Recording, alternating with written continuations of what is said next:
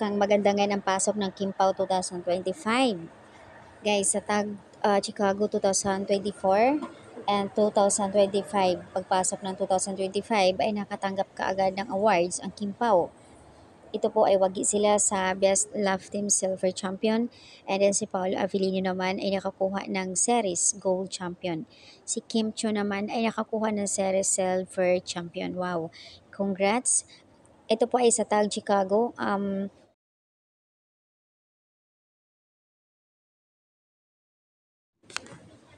Congrats sa ating Kim Pao. Sila po ay wagi dito sa Award Chicago 2024 sa Tag Victorious. Guys, ang nakuha ng Kim Pao Best Love Team Silver Champion. Best Actor, Best Actress. Series Gold Champion ha. Series Gold Champion. More awards to come 2025. Sana nga po. Deserve ng Kim Pao. Napakagaling nila. Ang ganda ng ni Paolo Gold champion, silver si Kimi. In-announce na nga ni Kimi kahapon sa Showtime tungkol doon sa paglabas ng statement ng Star Cinema, and then nagpapasalamat naman ang Kim Pao si Kimi doon sa Showtime dahil may improvement nga naman, may pagbabago, kumbaga mas maganda, pinaganda talaga ng Star Cinema dahil first movie nga nila, so dapat talaga magiging blockbuster.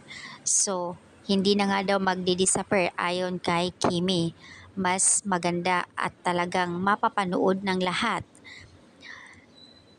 worldwide. Grabe sa lahat ng sinihan, saan sulok talaga ng sinihan, kahit saan andoon yung movie nila.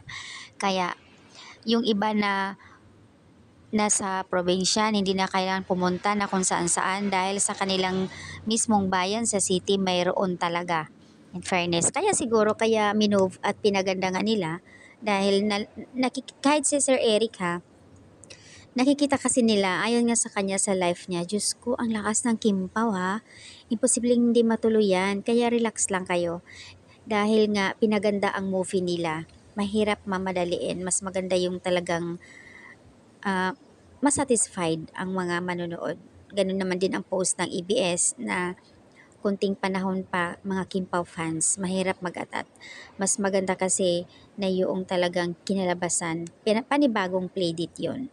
So guys, ayan na nga po. Kaya congrats worldwide ang kanilang movie.